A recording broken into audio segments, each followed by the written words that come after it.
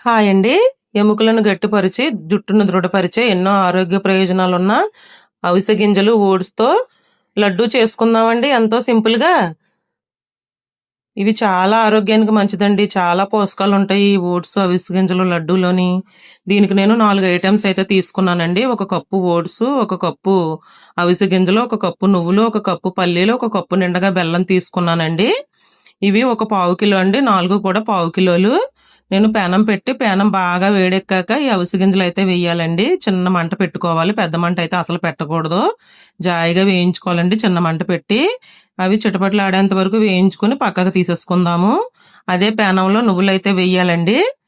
ఇవి కూడా బాగా చిటపటలాడేంత వరకు పచ్చివాసన పోయేంత వరకు వేయించుకుని ఇవి కూడా పక్కకు తీసేసుకుందామండి. అదే పళ్ళెంలో అవిసె గింజల్లో వేసేసుకుందాము. తర్వాత వేరుశనగ గుళ్ళండి. ఇవి కూడా చిన్న మంట మీద జాగ్రత్తగా వేయించుకోవాలి. పచ్చివాసన పోయేంత వరకు వేయించుకోవాలి.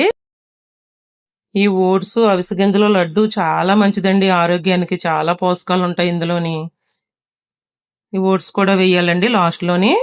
ఇవి కూడా అదే విధంగా వేయించుకుని పచ్చివాసన పోయేంత వరకు వేయించుకుని ఇవి కూడా పక్కకు తీసేసుకుందాము. ఈ ఓట్స్ కూడా అందులో వేసేసుకుని వేరుశనగ గుళ్ళు కూడా అందులో కలిపేసుకోవాలండి. 4 కలిపేసుకోవాలి. చల్లారేంత వరకు పక్కన పెట్టుకుని చల్లారాక ఇలా మిక్సీ జార్లో అయితే వేసి కొంచెం కొంచెంగా మిక్సీ జార్లో వేసి పొడి చేసుకోవాలండి. అన్నీ ఒకేసారి కాకుండా కొంచెం కొంచెం వేసి పొడి చేసుకోవాలి.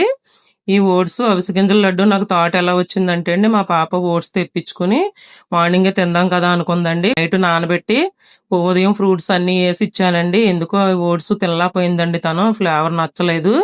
తినలేకపోతే ఈ ఓట్స్ ఎలాగ అందించాలి తనకి పోషణ అనేసి అనుకున్నాను. ఒక థాట్ వచ్చిందండి నాకు. థాట్ వచ్చి ఇలా చేస్తే ఎలా ఉంటుంది అనేసి చేశానండి.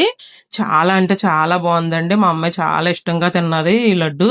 మా అమ్మాయే కాదండి మా ఇంట్లో అందరికీ కూడా చాలా బాగా నచ్చింది ఈ లడ్డు. ఇది చూసారా లాస్ట్ లో బెల్లం వేసాను మిక్సీ జార్లో. ఎలా పేస్ట్ కింద అయిపోయిందో బెల్లం. ఇది ఆర్గానిక్ బెల్లం అండి.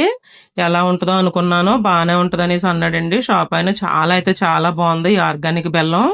మన మామూలు బెల్లం అయితే అండి మిక్సీ జార్లో వేయగానే పొడిలాగా అవుతుంది, ముక్కల్లాగా ఉండిపోద్దండి. ఈ బెల్లం ఆర్గానిక్ బెల్లం వల్ల పేస్ట్ లా అయిపోయింది. చాలా బాగుందండి బెల్లం. ఆ బెల్లం మళ్ళీ పేస్ట్ లా అయిన తర్వాత ఈ చేసుకున్న పొడి కొంచెం మళ్ళీ మిక్సీ జార్లో వేసండి బెల్లంతో పాటు. మళ్ళీ ఒకసారి మిక్సీ పట్టుకోవాలి. అది మొత్తం పొడిలో కలిపేయాలండి. పొడి బాగా ఒకసారి చేతితో కలుపుకున్న తర్వాత ఇలా లడ్డూల్లో చుట్టుకోవాలండి. ఈ లడ్డూలు అయితే మా ఇంట్లో అందరూ చాలా ఇష్టంగా తింటున్నారండి. చాలా అయితే చాలా బాగుంటుంది. ఓట్స్, అవిసె గింజలు మనం ఏ విధంగా తినగలమండి ఈ లడ్డూలాగా తప్ప.